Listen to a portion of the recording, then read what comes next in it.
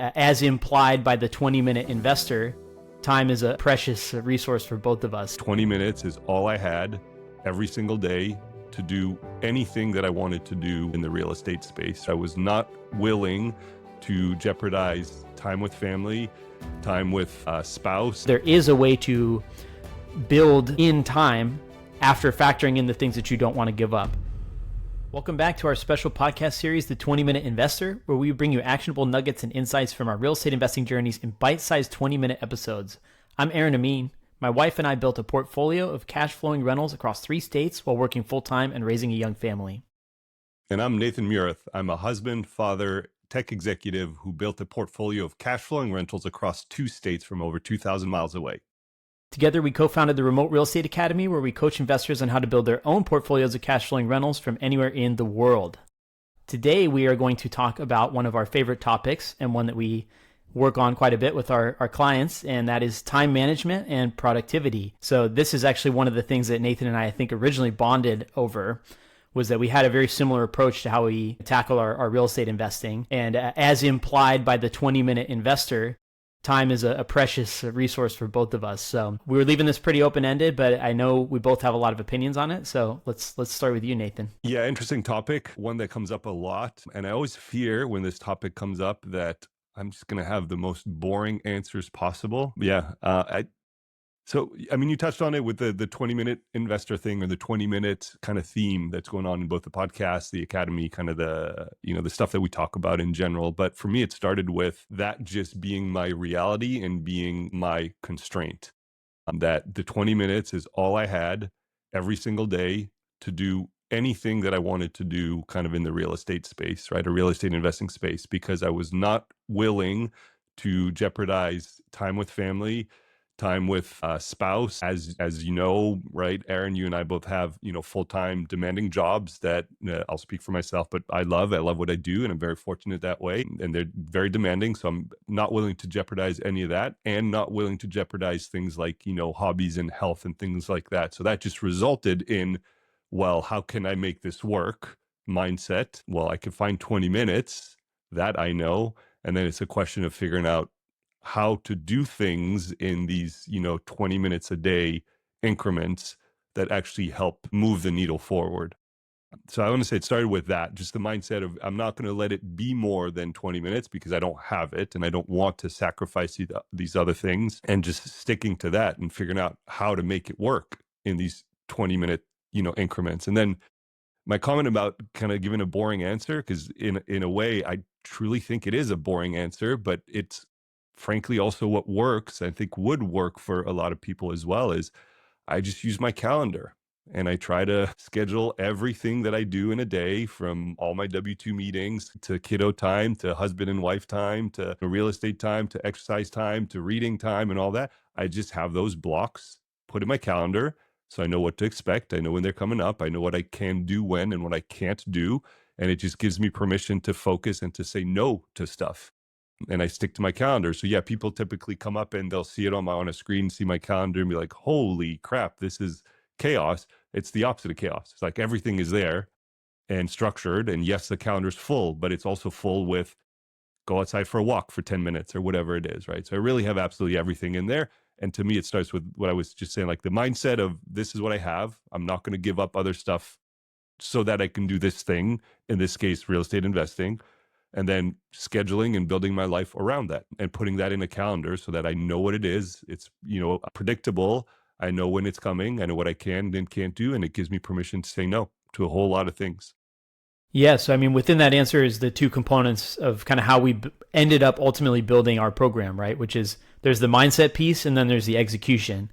The mindset is just getting the idea out of your head that you don't have time for something. And, I feel, I guess, like you and I are qualified to say something like that because we have young kids, we have jobs, and yet we still find time for real estate. You can generally make time for things that you're willing to prioritize.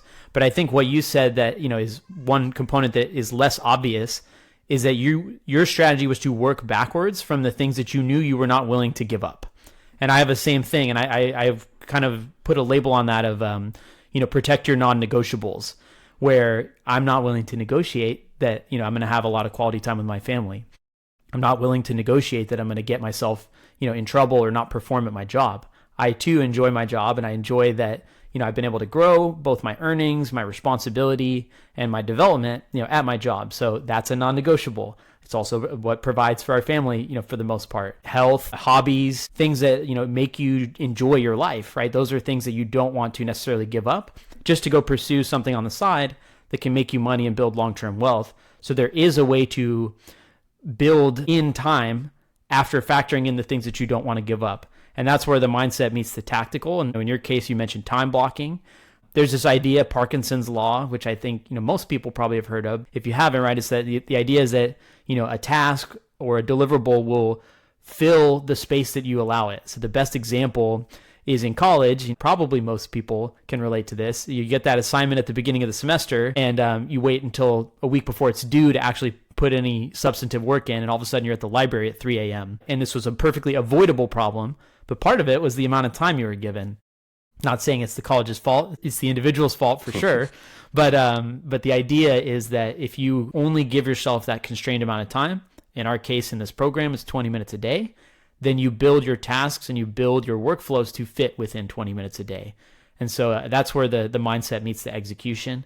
So it's that Parkinson's law, like create the amount of space that you truly have to afford, and then figure out how it works for you to execute. So I think we tackled the mindset part pretty good. You mentioned time blocking. I know we have a whole workshop dedicated to how we parse out 20-minute tasks across our real estate flows. But I'm just curious, other than the time blocking, like what are some other tactical ways that you adhere to this philosophy? Yeah, I don't know how much this is time management versus, well, maybe it is indirectly or directly, not sure. But a lot of, again, back to kind of constraints. And then let's say I have these 20 minutes that I've blocked off every day. They're in my calendar, all the stuff we just talked about. Now the question is, how can I be productive and get stuff done and get as much or an increasing amount of stuff done, in those same 20 minutes?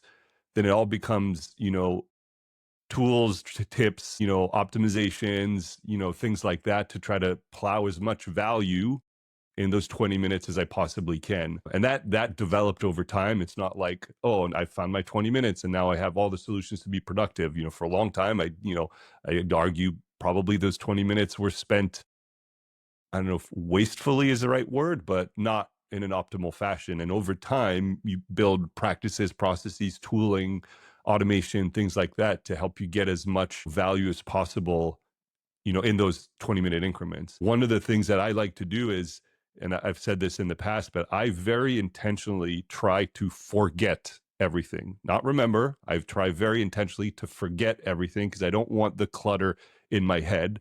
And when I say forget, I'm not forgetting and then, stuff falls through the cracks. What I'm saying is every opportunity I get, I will put it in a reminder app somewhere or on a notepad, or I'll put it somewhere to get it out of my brain as I know it's a thing that I need to do and come back to at one point. That's why I love the reminders app on my phone, any generic reminders app. It's not a special app by any means, but I use that little, I don't know Android well enough, but little shortcut or share icon on the phone, whatever it is, in an email, a calendar event, Twitter, a tweet, a X post, whatever they're called today, to say that I want to get back to at some point, and just do the share. You can share it to your reminders app, and then you can set a date and time, and then that way just get this stuff out of my head. I don't take up any space to have to remember it.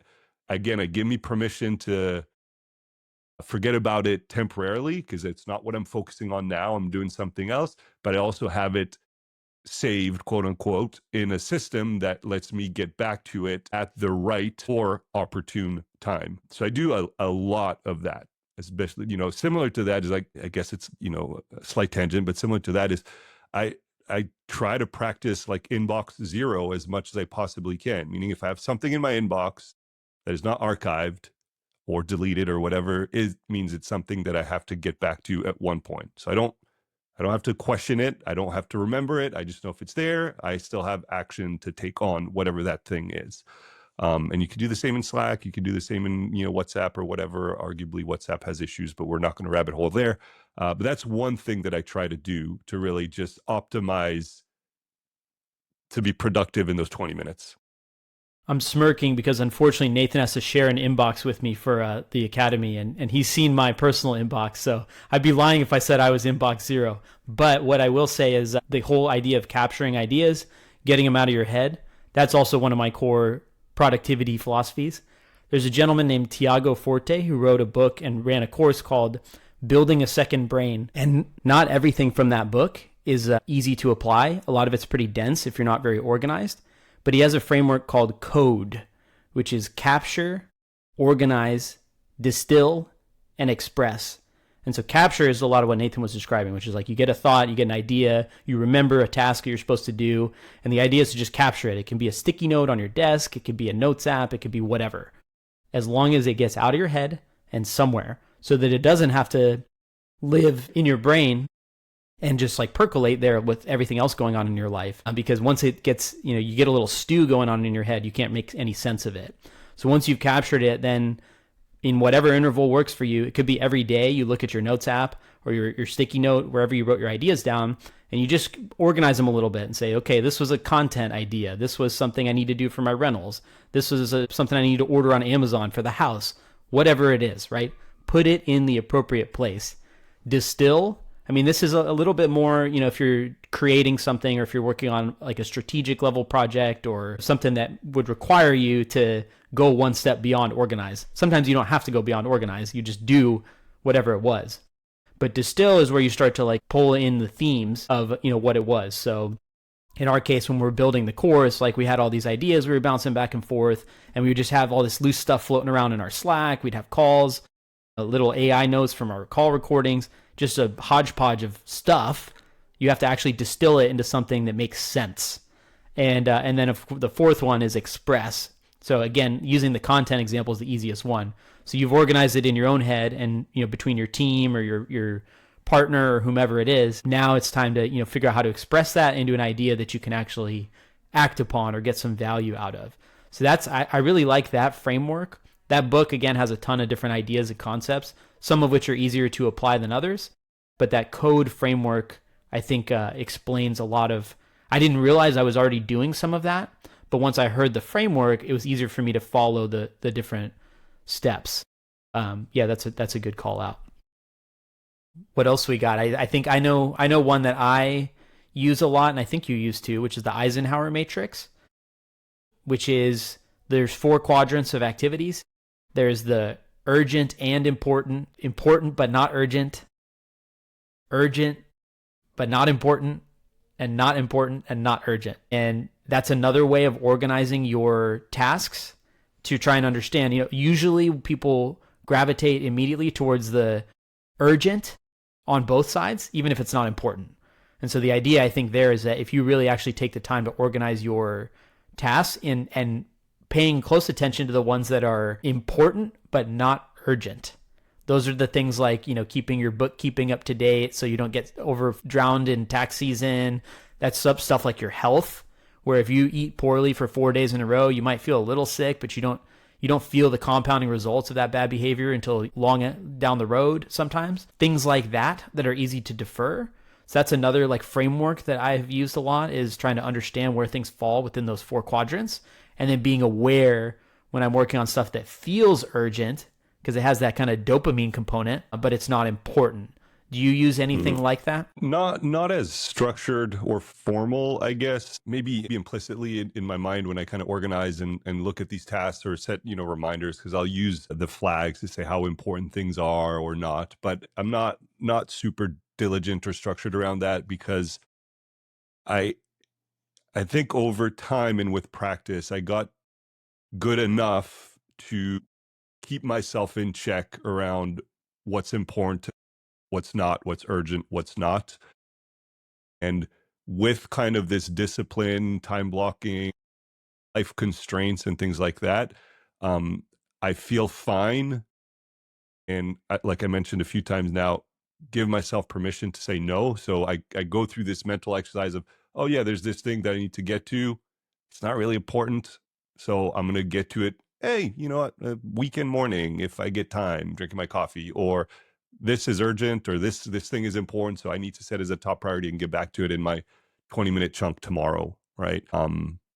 It's not great, but another, I guess, slight tangent, but I guess it falls into kind of productivity, time management, and whatnot. I'm a big fan, and worked very well for me, but I'm a big fan of Hal Elrod's Miracle Morning book, which I would recommend to everyone read as well. But there's more to the book that we can discuss in 2 or 3 minutes here. But the thing that worked best for me was the concept of front loading and starting your day with all these important things that you want to do and need to do before the day gets out of control and life happens, and your school teacher calls you because your kid's sick and you got to go pick them up and stuff like that happens. So front load it, start early in the morning, and do all the important hard stuff in the morning as soon as you can before the day kind of gets out of hand. So that's why I get up between 5 and 5:30 in the morning and start my day then, because I have 4 solid productive hours, 3.5, whatever, solid productive hours before